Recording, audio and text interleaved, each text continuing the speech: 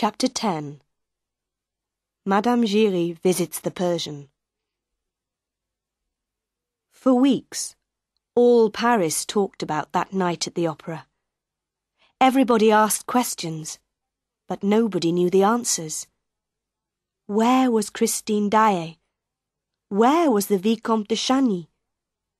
Were they alive or dead? And the Phantom of the Opera? Some weeks after that famous night, Madame Giry went out one afternoon to a small house near the Rivoli Gardens.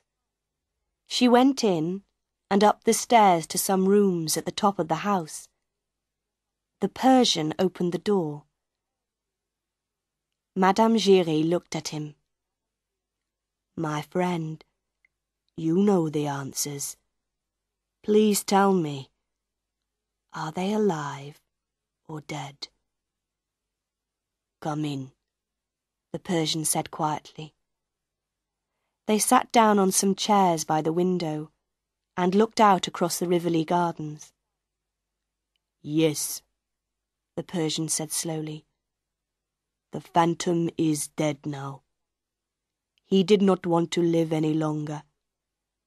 I saw his body 3 days ago, and because of that, I can talk to you about him. He cannot kill me now." "So, the Phantom was really a man?" Madame Giry asked. "Yes. His name was Eric. That was not his real name, of course. He was born in France, but I knew him in Persia. He was a famous builder, and I worked with him there.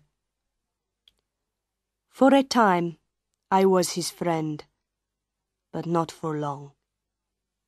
When he came to Paris, I came after him. I wanted to watch him. He was a very clever, very dangerous man. He could be in 2 or 3 places at the same time.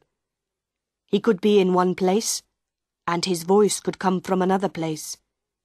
He could do many clever things with ropes, and mirrors, and secret doors. You see, he helped to build the opera house.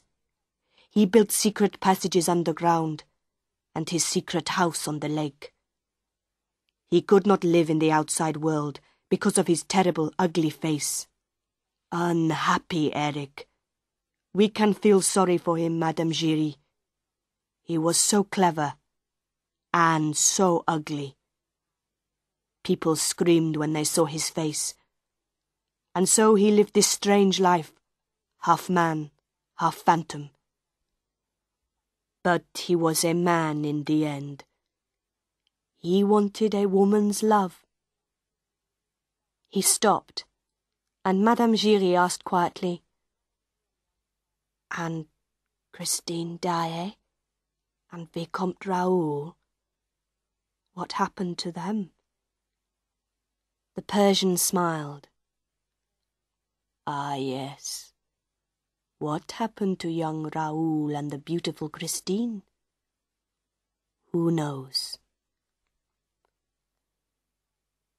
Nobody in Paris ever saw Raoul and Christine again. Perhaps they took a train to the north and lived a quiet, happy life together there. Perhaps Christine's wonderful voice is still singing somewhere in the cold and beautiful mountains of Norway. Who knows?